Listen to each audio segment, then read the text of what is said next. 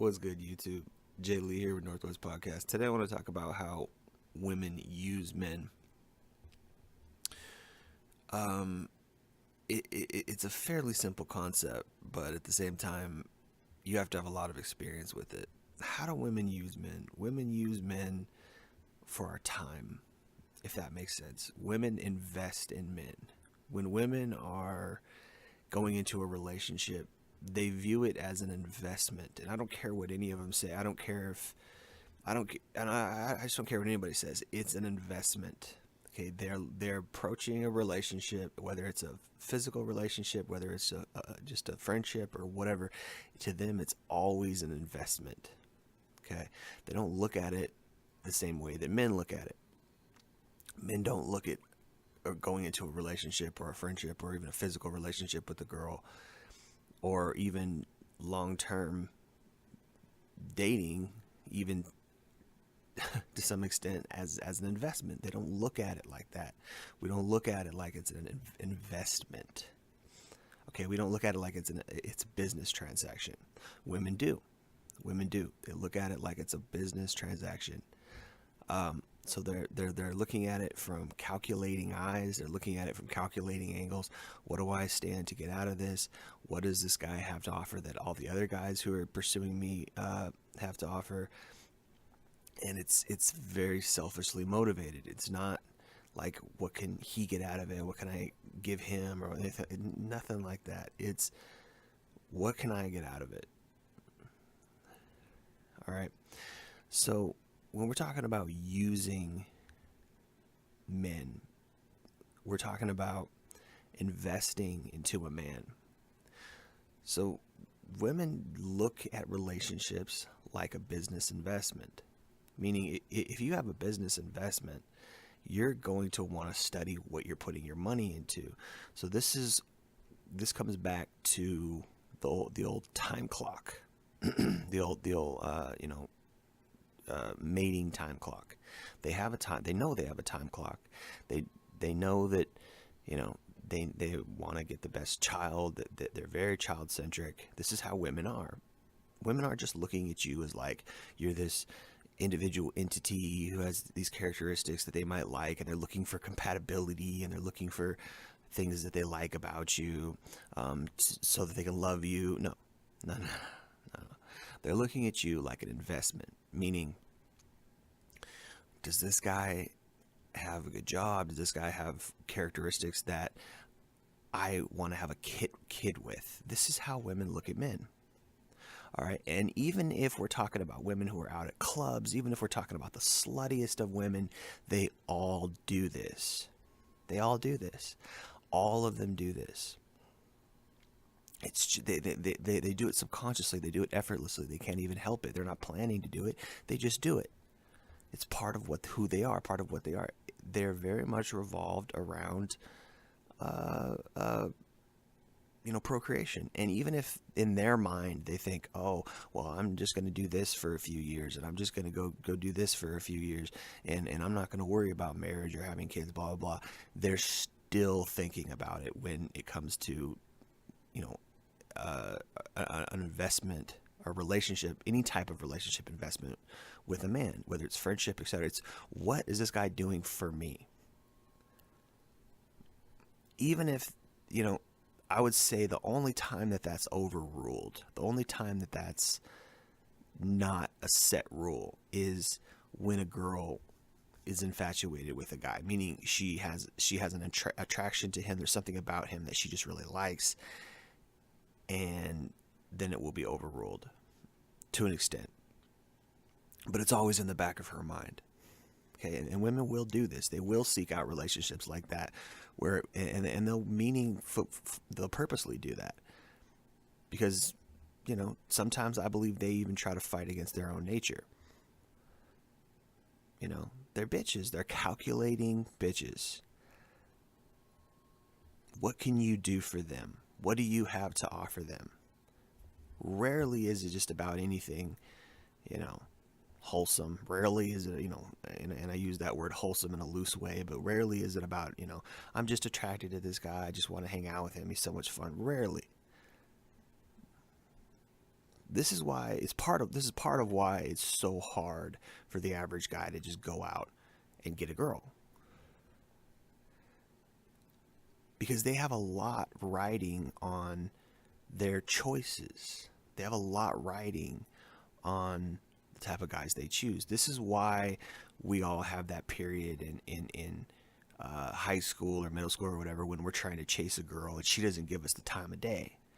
Because she doesn't, in a sense, she doesn't have the time of day. Because if she messes around and wastes time with you, even if she's attracted to you and quote unquote likes you, she's not going to invest in you, because she has this all important,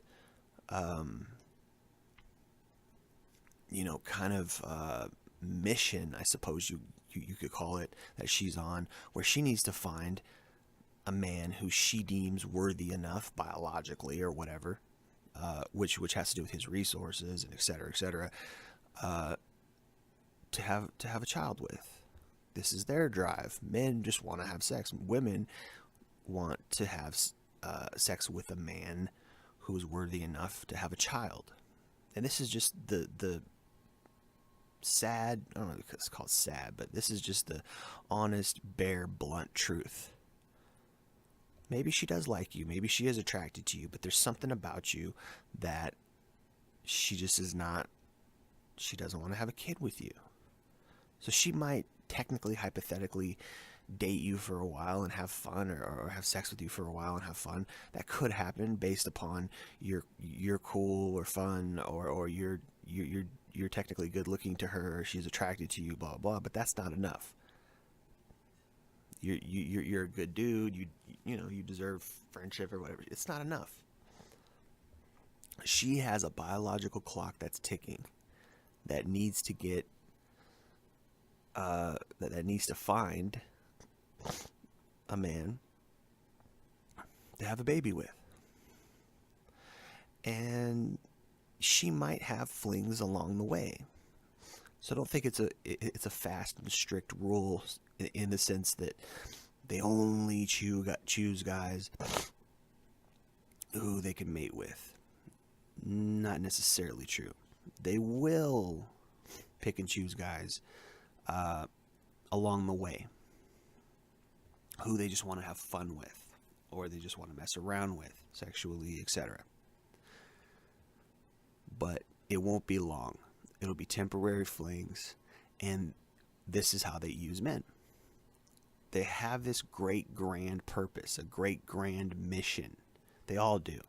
And what it is centered and revolving around is not love and marriage and the finding the one, and I'm going to wait and save myself for the one. If that were the case, there would be no problems. Because guys want that too. But that's what guys want. There would be no problems. They would go out and they would find just any decent looking man who's got a decent looking, or who's got a decent future, or even just anybody, and they would just settle down with him. But they don't. Why? Because of this great grand purpose. Because they feel like they need to find somebody who's worthy to have a child with. This is hypergamy. This is biological imperative. So how does that lead into women playing men? Or how does that lead into women using men? Well, like I said, sometimes during this great grand search, they'll hook up with a guy. They'll hook up with a guy for a period of time. They'll spend time with a guy, etc. They'll have sex. They'll date. They'll have relationships.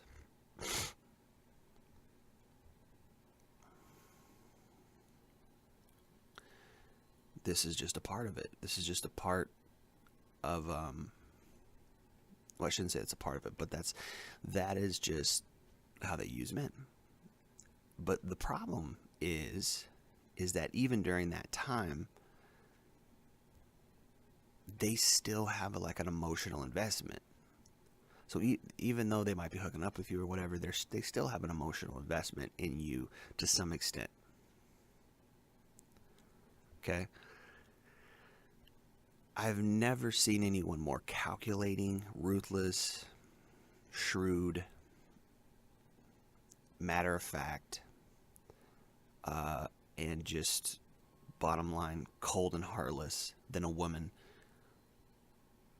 Than a woman. Period. I mean, I would say even I would say the only thing that is even close to it is high level business transactions, where somebody is like, yeah, I'm gonna do this. Doesn't matter about the ethics, etc. I just want to make money, right? This is how they are. It's just they're very, very calculating. It's not about love. It's not about wholesomeness. It's not about. It's not really even about intrinsic compatibility or anything like that, or connection. They say it's about a connection, but it's not that kind of connection. Not like, oh yeah, we really felt. Not like you see in the movies. It's in a movie. It's a movie for a reason. Okay, not because that's the norm. I used to think that. I used to think like, oh, that this is what romance really is because this movie is true to life, and all movies are true to life to some extent. I used to think that when I was younger. And then I woke up and realized how women really are. It's a movie for a reason. It's glorifying something that we think could be real and we think should be real or maybe is real, or, you know, textbook, this is how it could be. Why do you think people say things like find love or it's rare to find love? Because it's a fantasy. Lose your job and see if she still loves you. Lose your social circle and see if she still loves you. That's real love. Women's love is conditional. It's conditional. What can you do for me? What do you bring to the table? It's not about inward compatibility necessarily. Rarely. It's not about your character, how good of a person you are, these kind of things. They might say that. They might say like, oh yeah, he's such a sweetheart. He's this, he's that. But when it comes down to it, lose your job. See if she still sticks around. Okay? Then you'll see what women are all about. Then you'll see what women are all about. You'll see how they operate, how they choose men. This is why it's so stressed in our society for men to work, for men to have a career and bring in money.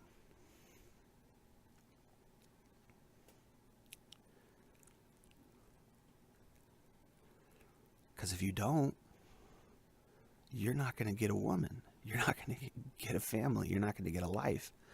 Try it. Try it. How many times have you been dating or etc. and a woman asked you about your career? Happens to me all the time. What do you do for work? What do you do? What do you do? They want to know all about it. So many women that I've been with or been around and dated, etc., always fundamentally care about what I do for work, all these kind of things. Rarely will I meet somebody who doesn't. Rarely. I'm not saying it doesn't happen. It does, but it's rare.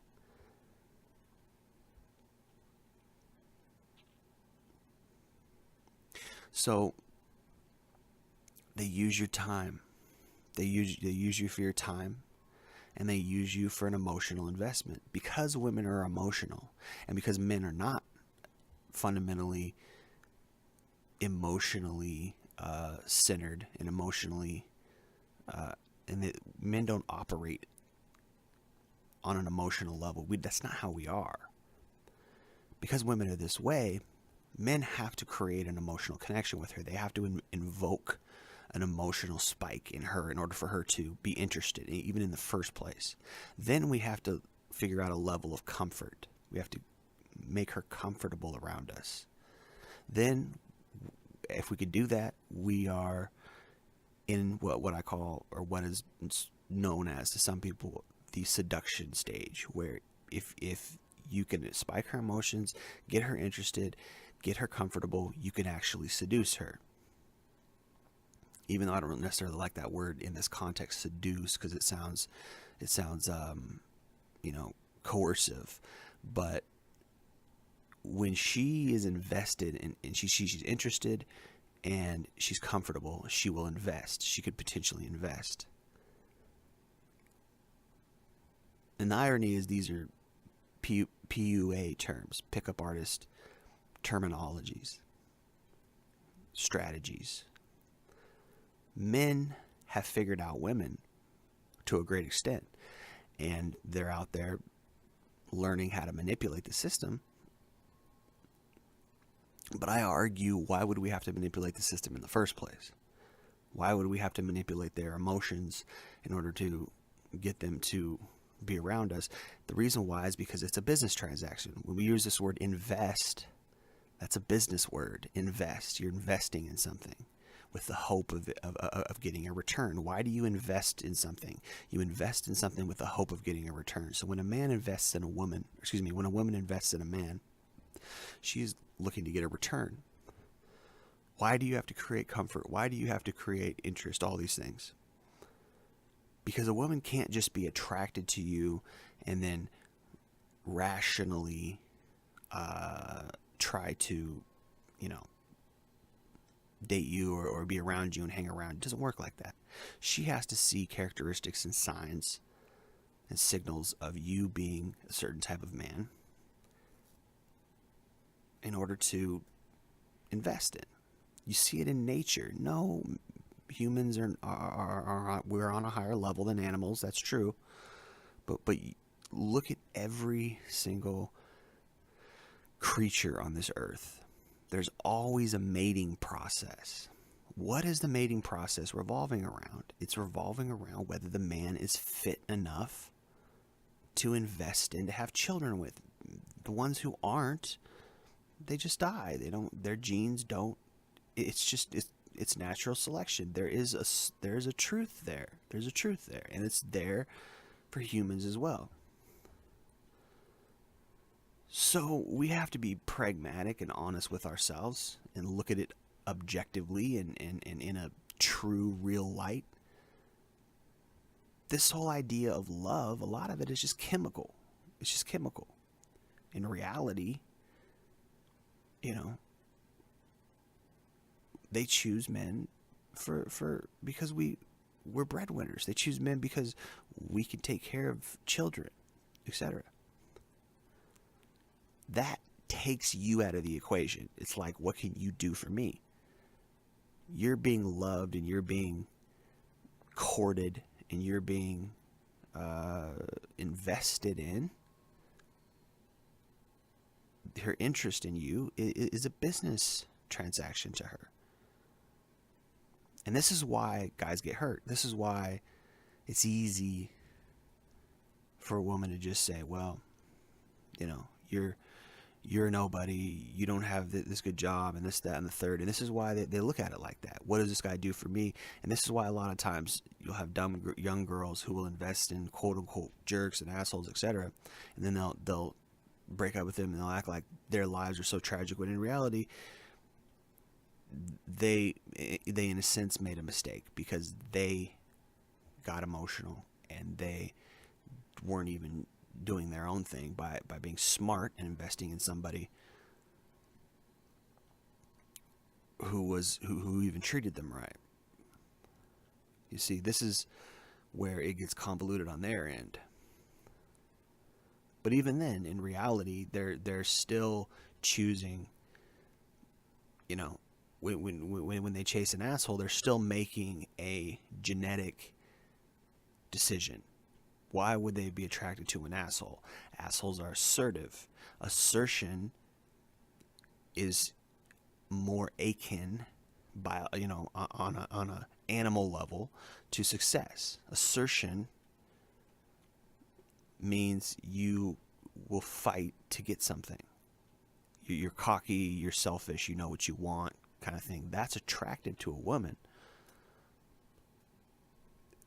because it's construed as strength. But yet, in reality, it takes more strength to suffer. It takes more strength to, be loyal. It takes more strength to have a have a long-term goal, go for those things. It takes more strength to seek out happiness and life and these kind of things, because it's not easy. Or should I say it's not easy because life is short. Okay, it's easier to just go work some job and just be a corporate drone, as opposed to following your dreams, as opposed to living a life of passion, as opposed to choosing to open yourself up to love, to humanity, to you know a higher life, as opposed to just these creature comforts, as they're called, or these sort of you know just biological imperatives. Go get a job so that you can afford a wife, so that you can breed, and then what? Then you die. You see how as a whole, humans are kind of connected, or not connected, but humans are kind of we're kind of enslaved, I guess is a good word, to the elements that are imposed upon us by society and by the kind of government, etc., that we live in on the earth. And I'm not saying it doesn't work per se. It works, sure. And we were getting into a whole nother philosophy of like, how money is used, how housing is set up, etc. And then, as a rational human being, you'd have to think, well, if we change that, how different would it be? How would that even work, etc.? And that's a very good argument. It's a very daunting, or very formidable philosophy, formidable debate. What other kind of system would we live in? Would communism work? Would socialism work? Would anarchism work? Anarcho-capitalism, would that work? All these different kinds of political and social and justice, or law kind of ideologies and financial ideologies, would these work? Or is the system that we have the best? Sure, it's got flaws, but is it the best? I don't know. I mean, it's definitely related to this, very intrinsically related to this subject. Maybe I'm a purist. Maybe I would go back and say, well, why can't I go out and build my own cabin and live my own life like that? It's from person to person. People are going to have a different opinion, but for better or for worse, this is what we have. However, even still in this system, there is a biological consistency. There are biological patterns that we see with how women choose men, etc., right? And how relationships and families are structured. And within this system, finances is very much intrinsically related to that. I'd say as much as 8 out of 10 women, 8.5 out of 10 women are going to be very concerned about how much money a guy makes, how successful he is. Success, financial success, outward success are tied, intrinsically attached to male attractiveness. Okay. For a man to be attractive to a woman, how he dresses, his social status, how he carries himself, his finances, what he does with his money, paying bills, what type of materialistic leisure things does he have, what kind of, again, clothes, car, what kind of house does he live in, what kind of career does he have. These things are very much tied to how most women are attracted to men. It's just, it's right there in front of everybody's face. It's observable, and yet we allow it. And yet we don't say anything about it. We don't have any remedy to that. We just accept it. And in fact, men take it as a point of pride. Oh, look at how successful I am, and they brag about it. And then even they transmute that. Instead of just saying, well, now that I got this level of money, I can go out and find a wife, which many of them do, which is just sad in and of itself, but it's still not even what guys do. Once they get a certain amount of money, a lot of guys will just go through women like tissue, and women are cool with it too. So it's not like, oh, I'm attracted to you, therefore, I don't care about what you do for work. I don't care about your social status. I'll just date you, or I'll potentially fall in love with you if things work out, or I'll have sex with you. It's all good. Maybe have a kid with you because I'm attracted to you. I like you. Blah blah. No. It's, yeah, I'm attracted to you, but what do you do for work? What do you have a career? Are you going places? Do you have goals? Right. These things are intrinsically attached to what a man is. So this is how women use men. Okay. And then men have to come up with little tricks to get women to be interested in us, like show that we have value, show that we're high value and even high status and highly sought after by other women. It's not just, are we attractive or are we good people? We have to show these things, otherwise we're losers. This is why this whole loser word became popular. Oh, he's a loser. This is how life is cold. This is how it's hard to be a human. It's hard to be a male because we have this expectation on us, on our shoulders, that we're supposed to perform. At least in some of these ways. This is what women want. They want the guy who's got good clothes. Why do we why do we go to the gym? Why do we try to have good clothes? Why do we do this? It's to make ourselves more attractive, but what is attractiveness to women? Ultimately, what is it?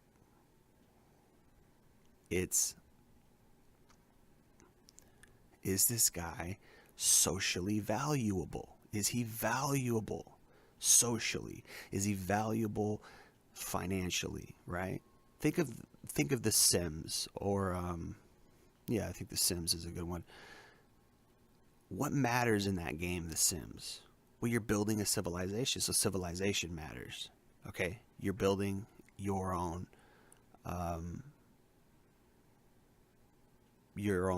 civilization. What matters in civilization? Structure. What does that structure do? It supports social efficacy. It supports social progress, if you will. What is social progress? It's community. Okay? Community matters.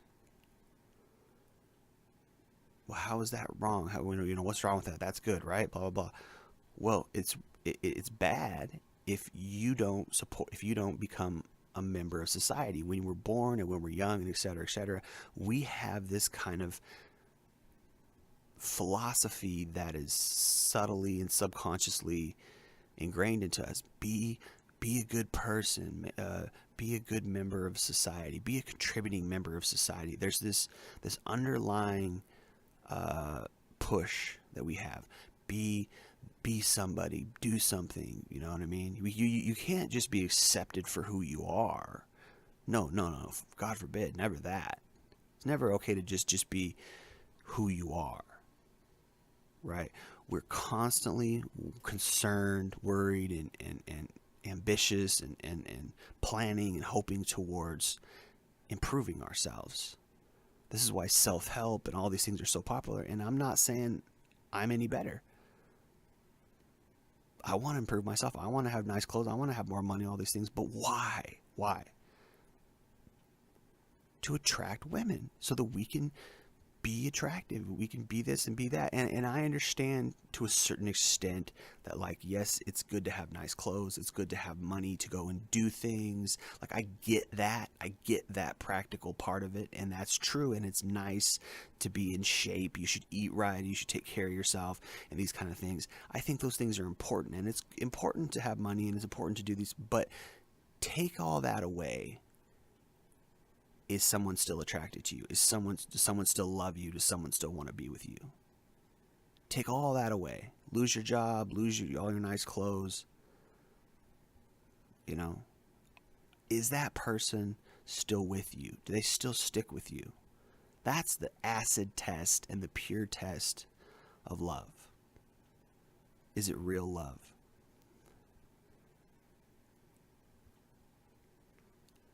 So that's how women use men. And they use us for our time. They invest in us for these reasons, these outward reasons, or these things that we have accomplished, so to speak, or these things that we can convey, that we're cool and we're hip and we're you know, we have high value and we're, you know, aloof and we don't care about them and all these kind of things. We have all this potential to be this hero bad boy that they want.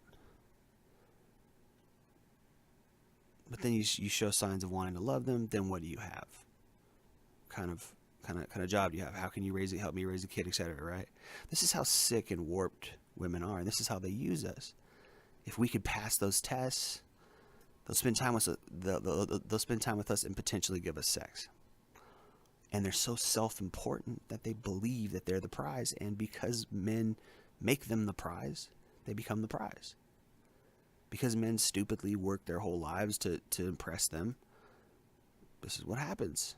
Until we change that, until we start to say, no, you're not that important. You're a dime a dozen. You think you're really important? I could go to the mall and see 50 girls that are just as attractive or more attractive than you in an hour. There's 4 billion women on the earth at this point. Why are you important? You individually, you specifically. Why? What makes you so important? What makes you special? You're not special. You're just like everybody else. You're just like every other girl. But social conditioning, paternal conditioning, financial conditioning, government conditioning,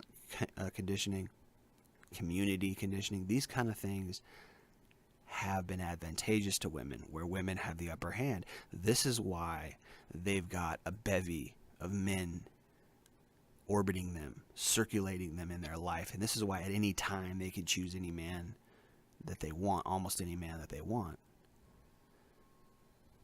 Because they've figured out a way to manipulate socially, manipulate in our human communities to where they're the prize. When you go work your whole life so that you can afford a place, so that you can have a family, what message does that give to women? I'm the prize. I'd say a good majority of them probably think that they're the reason why, you know, what life is all about.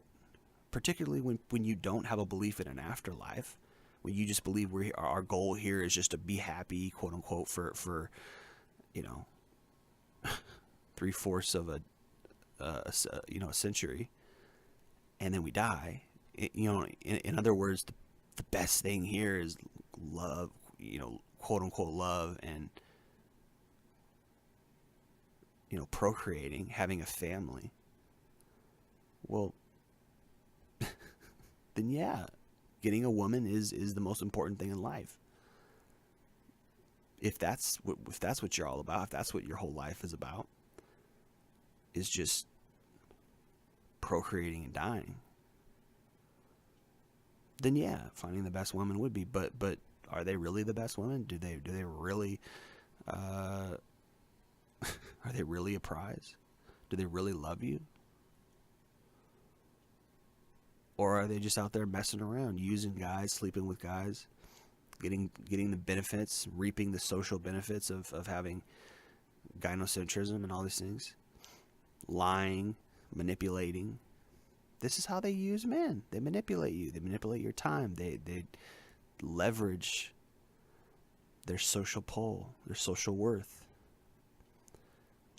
This is why it's so hard to find a good woman.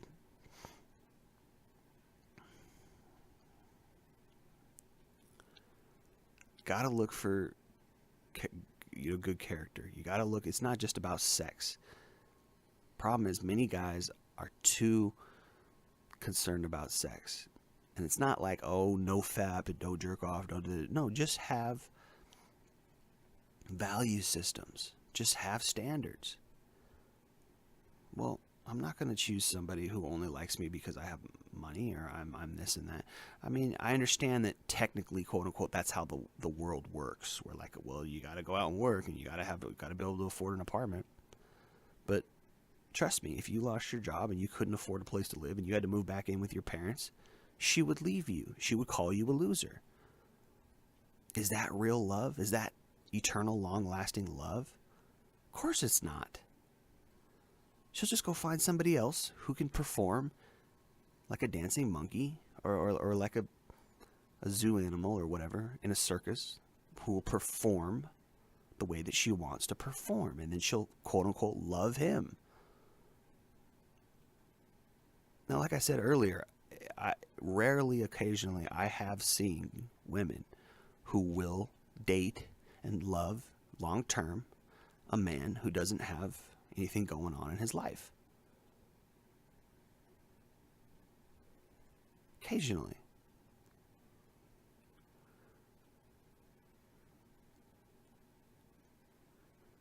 It happens. I've seen it. I've seen homeless couples. As crazy as that sounds, I've seen it. And even the fact that that sounds crazy underscores and exposes the fact that this is how women use men for our finances, for our resources, for what we could do for them. It's how they're intrinsically attached and connected to attraction to a man. It's not love. It's not love. Don't twist it. Don't say, I love you. I gave you this wedding ring because I love you. It's an investment. It's a business transaction. You go and get this good job so you can take care of a family, and then I'll settle down with you and have a kid. And that's called love. Take away the key component to that whole scenario. Take away the finances. Will she still be with you? This is the question of questions. This is the all-important key to this whole thing. Would she still love you? Probably not. She's not going to move in with your parents with you. That's a strain. She doesn't want that. She could go choose 500 guys who have their finances set. She wants comfort. She wants to live a life of leisure. You lose your job, you lose your home. She's gone, man. She's gone. That's a truth. That's just truth about women. She might date you temporarily. She might do this, that, and the third. But she's using you. And she's using you for what she calls love. It's all planned out. It's all perfect. They start doing it when they're little children. They start playing with dolls. Why? Why do little girls play with dolls? Because subconsciously they're training to have a child. Why do they believe in these fairy tales where the rich prince comes? What's so attractive about a rich prince? Comfort and his ability to provide. Now I understand romance novels, the bad boy with the muscles comes and he's a rogue and he's a maverick because it's the opposite of their fantasy. And guess what? They'll just have sex with those guys. They can't be with those guys long term because they know those guys are unpredictable. They're not going to be faithful long term. They're probably not going to have good finances long term, but they're hot, they're in shape. And they're bad boys and they're mavericks, so they want to fuck them, and that's what they do. But this is why they jump from bad boy to bad boy when they're young. They're doing it while they can. When they get older, their biological clock starts ticking. They hit the wall. They can't do that anymore. They have to settle down, and this is why many times women settle down for a beta man. He's predictable. He's safe. He's not going to run out on me. He's not going to cheat on me. He's going to be faithful, and he's got consistent money. Okay? Observe it. Trust me, this is what happens out there. This is a lot of why people get married. They just do this. They just hook up, and I say hook up, but they just get into a long-term relationship for the comfort because it's beneficial. Because it's a good situation. She's not marrying you because she loves you. She's marrying you because it's an investment, and she made an investment. Who's paying for the wedding? Is it her? No, it's the man. The man's paying for the wedding, or maybe the parents or the in-laws, or maybe you scrape together and you both pay for it.